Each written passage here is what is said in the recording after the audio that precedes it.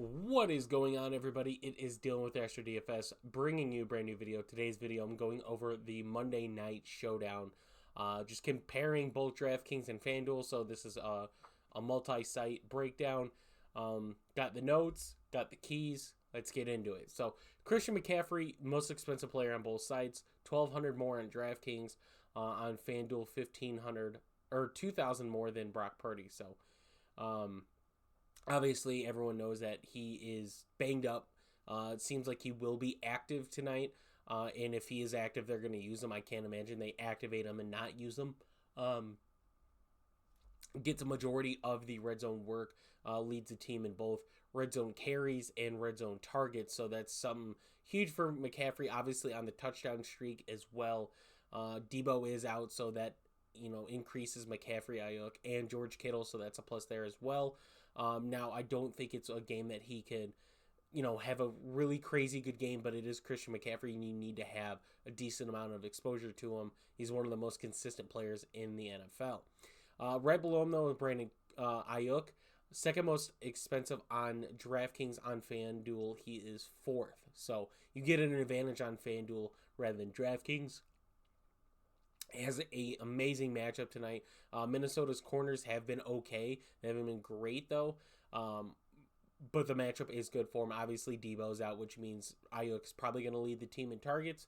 And the Vikings have given up the second most DraftKings fantasy points a game to wide receivers, so that's another plus for someone like Brandon Ayuk. Obviously, Minnesota's going to try to slow him down. They know he's going to be the number one wide receiver, but Brandon Ayuk should get a decent amount of targets and some red zone work. Kirk Cousins I have as a fade. Not going to have a lot of exposure to him tonight. One of the worst PFF pass block advantages for him. Struggled last week against the Bears, and the Bears secondary has been lackluster. It's banged up, and that was without Justin Jefferson. Now he's going against San Fran, who has a better secondary, a better defense, and we all know Kirk Cousins is not a good primetime quarterback. So, just a fade for me.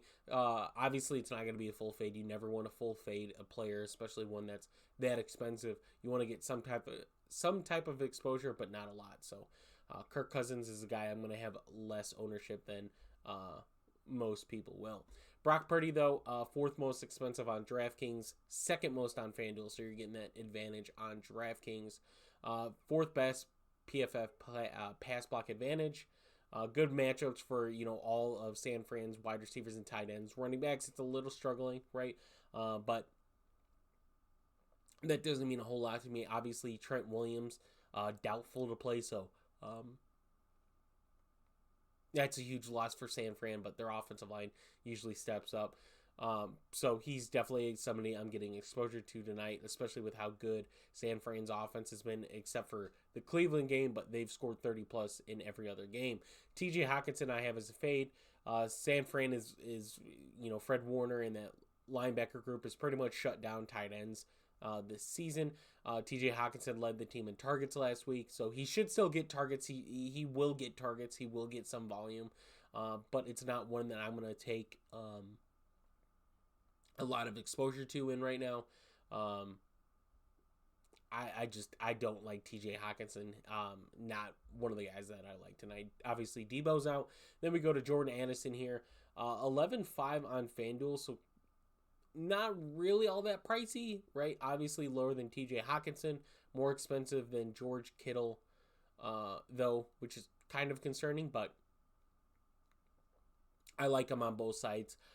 It's not a great matchup, but he is my favorite Minnesota wide receiver tonight. If you were to target one, the matchup's okay, right? San Fran's got some good corners, good secondary. It's not pretty for Minnesota, but if I were to play a Minnesota wide receiver or a pass catcher, it's Jordan Addison. George Kittle on DraftKings I have as a like, right? On FanDuel I have as value. The reason his value is cheaper than pretty much everybody else in this range. Cheaper than Jordan Addison, cheaper than Alexander Mattison,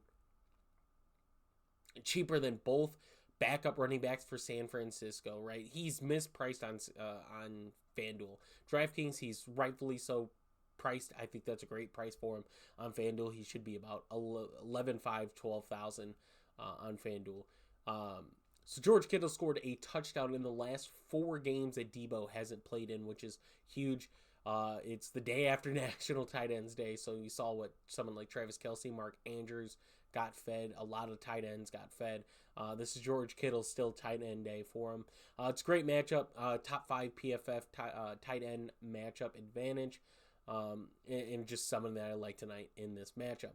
Alexander Mattison, I don't mind on DraftKings at 6,600, right? He's been getting consistently somewhere between 10 to 12 DraftKings points. 7 targets last week. Third best PFF run block advantage. So there's some likeness there. Just on FanDuel for the half PPR at 12.5, right? You're paying more than TJ Hawkinson, Jordan Addison, George Kittle. And right, like Cam Akers is still there. Pretty high price on FanDuel, but Cam Akers is still there. I just like that full PPR on DraftKings more than I would on FanDuel. KJ Osborne, fade for me, right? Not a lot of interest with how bad the matchup is and his price. 6,400, 9,500. Going to have a lot less exposure than most people. Jordan Mason I have as a like tonight, right? He is pricey, so I don't want to get a lot of exposure for how pricey he is. But I definitely want a decent amount. Like if I'm going to have lines without McCaffrey, I'm probably going to want lines with Jordan Mason in there. He should see an uptick in volume, right? 15 carries in the last 2 games, gotten some targets as well. Not a lot, but some. And if McCaffrey gets banged up, which he might, he has a injury past, an injury history that we all know of. But Jordan Mason got a majority of the backup volume. Elijah Mitchell, 2 carries last week for -3 yards. So I expect Jordan Mason to get the second uptick in work. But like I said, he is pricey. 5,800 and 10.5. Those are decent prices. Elijah Mitchell I have as a fade.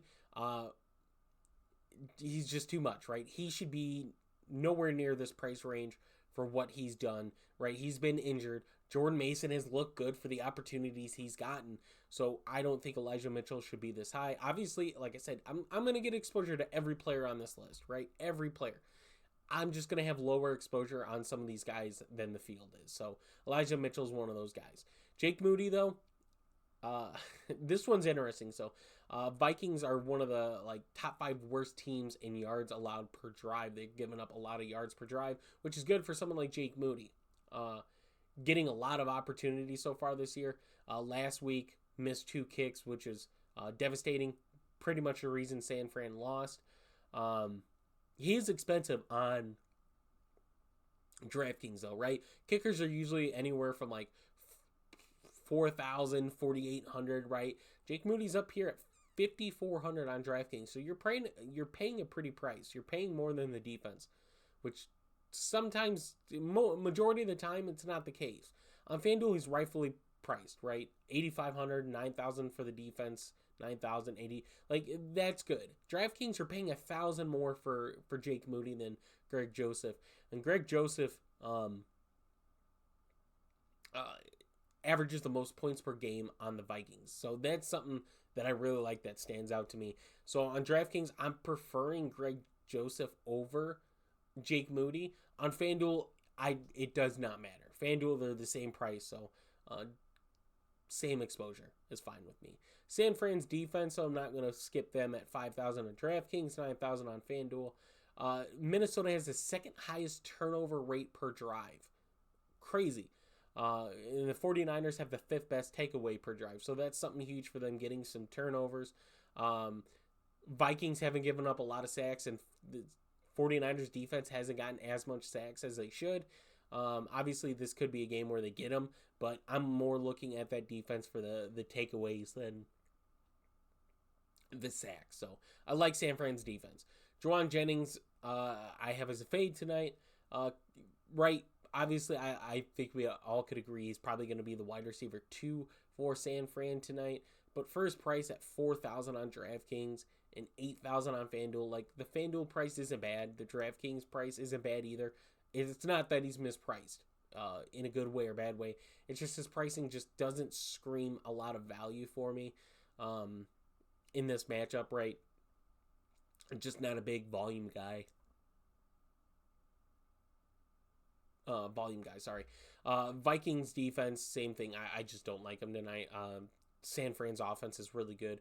Regardless if they get touchdowns or not, they're going to get some field goals. So Vikings, I'm just not there, right? A lot of yards per drive. So Brandon Powell, though, I have as a value at 2,800 on DraftKings, 7,500 on Fanduel. Good price there. 10 targets in the last 2 games combined. The matchup's not great, right? But he's one of those he's the only Minnesota player I have right now as a value play. So he's someone that I'm going to get exposure to. I like his price. Want to play him tonight. Ray McLeod and Cam Akers, both fades. The matchups aren't good for them. The volumes are not there. Obviously, they're in the value price range for me, but they're not 2 guys that I want to get a lot of exposure to. Ronnie Bell at 1,000 on DraftKings, 7,500 on FanDuel is someone that I do like, though. Debo being out means Ronnie Bell's probably going to see the field more, right? Obviously, he's going to be behind Ray McLeod and Juwan Jennings, so he's the 4th wide receiver getting on the field.